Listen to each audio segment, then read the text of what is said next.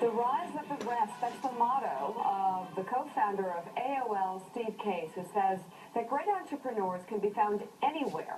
With his new company, Revolution Growth, he's helping the rest rise, and their latest venture is a $20 million investment in the children's clothing company Lolly Wally Doodle. And Steve joins us now along with the founder and CEO of Lolly Wally Doodle, Brandy Temple. Oh my gosh, I love this story already. What did you like about her business? That's a great story. I was speaking at an event in North Carolina last year and met her and heard about the story of basically how she launched this company 5 years ago when her husband lost his job, and it's used Facebook as a way to put new designs up online. People would order them and then manufacture them. So it's a combination of social shopping and just-in-time manufacturing and a made-in-the-USA manufacturing story. And it is part of this rise of the rest. I think entrepreneurship has always been spread around the nation, and there's a little too much focus on Silicon Valley, and in places like North Carolina that have great entrepreneurs building great companies. Did I just see 90%?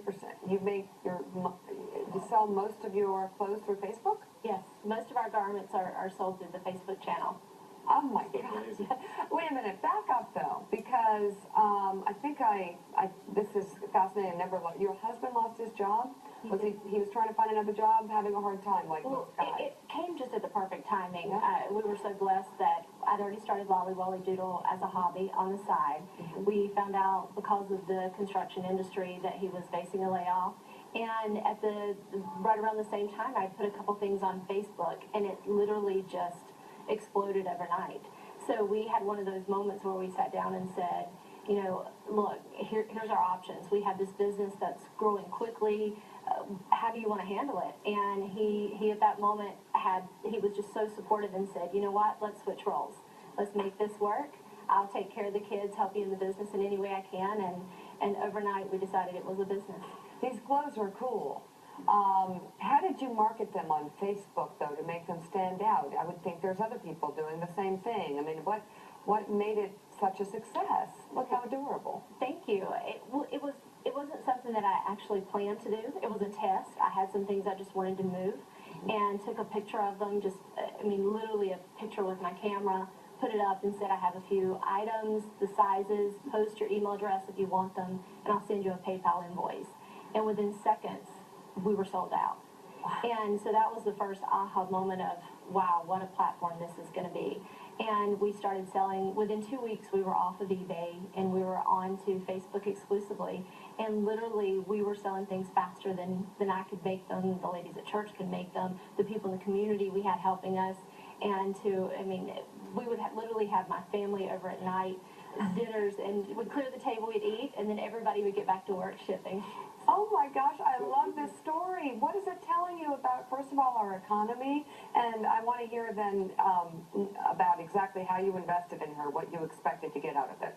Well, we're trying to take what it was now a small company. It's grown rapidly in the last 5 years. We're one of the leaders in social shopping. It's the largest commerce site on Facebook. But we think it could be $1 billion business. Some of these older brands like Oshkosh and others have been around for a while. The traditional model was you design stuff, and a year later it's in a store. The model that Brandy pioneered was putting a design up. Somebody might design it this morning, put it on Facebook midday, to get hundreds of orders, and then they start manufacturing it based on those orders. So it's based custom manufacturing, just-in-time manufacturing, but also allows you to customize. If you want to put a monogram on it or something else, they can essentially do that for you. So instead of somebody in New York or something else figuring out a design and then having it manufactured in, I don't know, Bangladesh or something, basically the people in North Carolina are figuring out the design, posting it, and the ones that are popular, then they start manufacturing. This is such a positive story on so many levels. Give me a sense of when this started. I mean, I'm looking at some stats here. 30,000 kids' garments a month are shipped out. 20,000 square foot facility has been built in Lexington, North Carolina. This has exploded. You would think maybe it takes 10, 20 years to build a business like this. This is what the internet's all about, and creative entrepreneurs like Brandy are all about. It's about the idea, and what happened here is the brand was really built virally. She spent a few $1 million over the last 5 years building this business, but it's really taken off, and the investment we're making helps kind of turbocharge it. In how much time has your life changed dramatically like this? Well, When did it start? 2010 is really when we had that moment that things started insane. going absolutely, crazy. And taking it from the angle that I didn't want a large investment, I didn't want to hold inventory. We're looking at your garage right now. Yes, that was the garage. And knowing that we only had a certain amount of fabric on hand, and I wanted to make sure that we were reinvesting in the company.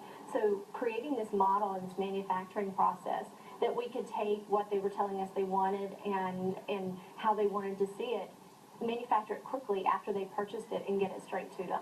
I have a two-parter here. The first to you, do you shape demand, or is demand shaping what you produce? And the question for you is, when you're looking at this company, how do you see what she's doing from a static position, corporate America, looking now at this and going, or do they go, that's just a fad? So how does the market shape what you're doing, and how do you think what she's doing is going to shape the market?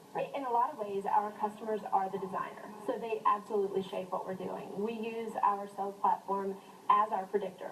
It tells us exactly what they want to see and how they want to see it. So we're able to really do real-time manufacturing and using it off of what they're telling us they want to see. In the very beginning, I would had open dialogue with our customers, which is truly what caused this to be a community.